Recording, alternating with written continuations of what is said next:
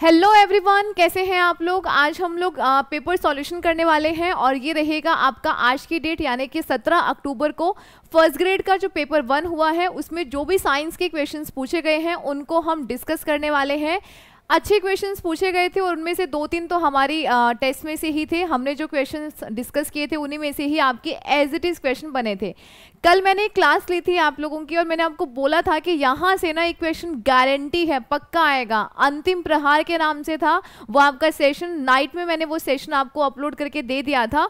तो उसके अंदर मैंने एक क्वेश्चन आपको करवाया था पानी वाला। पानी का इलेक्ट्रोलिसिस करने पर हाइड्रोजन और ऑक्सीजन का रेशो आपको क्या मिलेगा। सेम एज इट इज ऐसा ही ये क्वेश्चन यहाँ पे पूछ लिया गया है। तो चलिए इसको डिस्कस करते हैं। देखिएगा यहाँ पे क्या था, यहाँ पे आपसे पूछा गया है कार्बन डाइऑक्साइड।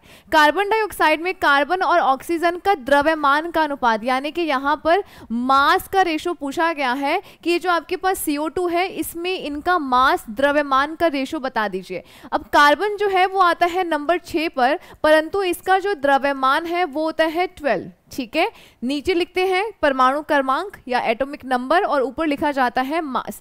ऑक्सीजन की बात करेंगे आता है नंबर 8 पे और इसका जो एटॉमिक मास है, द्रव्यमान है, वो है 16।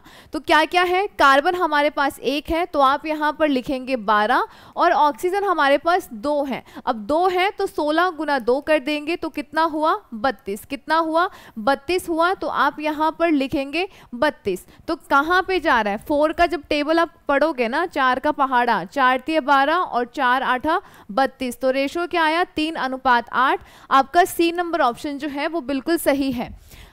क्लास में से ही है एज इट इज। आपको एक आइडिया तो हो गया था ना कि इस टाइप के क्वेश्चन आते तो हमें ऐसे करना है। तो ऐसे ही ना अगर आपने क्लासेस लगाई होंगी तो डेफिनेटली आपके सारे ही क्वेश्चन सही हुए होंगे। अगर आपने अभी तक चैनल को सब्सक्राइब नहीं किया है तो सब्सक्राइब कर लीजिएगा, बेल आइकन को प्रेस कर दीजिएगा, क्योंकि आज आपको शाम को एक बहुत ही इम्पॉर्टेंट, बहुत ही ज़बरदस्त एक सेशन मिलने वाला है कि आगे आपको क्या करना चाहिए। उसके अलावा कल से आपकी रीट और CET के लिए क्लासेस स्टार्ट हो जाएंगी। चलिए नेक्स्ट हम यहाँ पर नेक्स्ट क्वेश्चन देखते हैं। इनमें से कौन सा हार्मोन किसके द्वारा अग्नाशय, अग्नाशय यानी कि पेनक्रियास, अग्नाशय यानी कि पेनक्रियास के द्वारा स्रावित नहीं किया जाता है।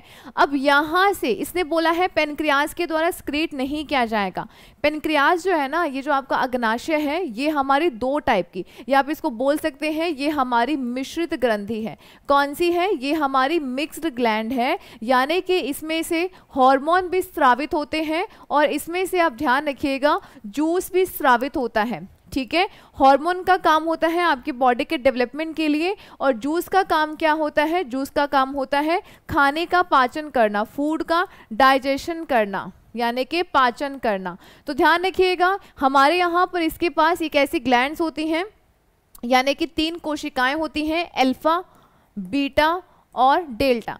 इन तीनों से 3 हार्मोन का सिक्रीशन किया जाता है। अल्फा से किया जाता है ग्लूकागॉन, बीटा से किया जाता है इंसुलिन और सोमेटोस्टेटिन जो है ये किया जाता है डेल्टा या गामा कोशिका। आप गामा भी बोल देते हैं, कई बार इसको कोई डेल्टा भी बोल देता है, उसमें कोई बड़ी बात नहीं है।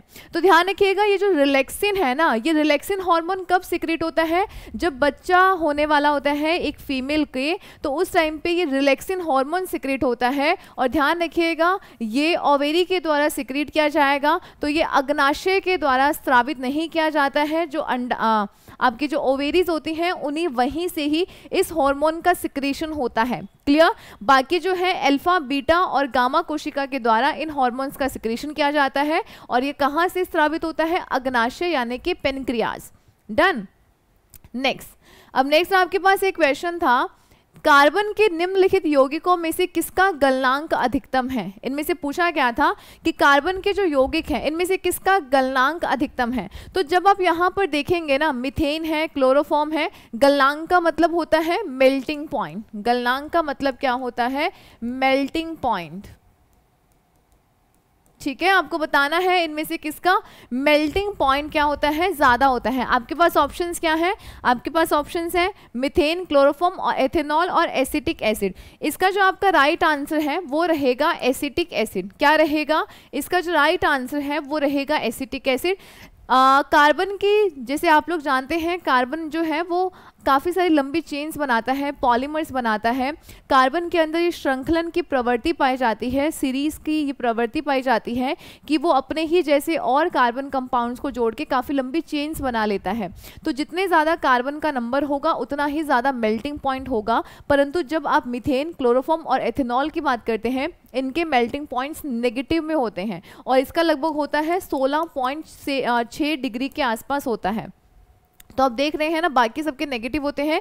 इसी वजह से आपका जो राइट आंसर है वो रहेगा 4 नंबर ऑप्शन आपका बिल्कुल सही हो जाएगा। ठीक है, तो ये कुछ क्वेश्चन से जो साइंस के आपसे आपका जो ये 17 अक्टूबर वाली शिफ्ट थी इसमें पूछा गए थे।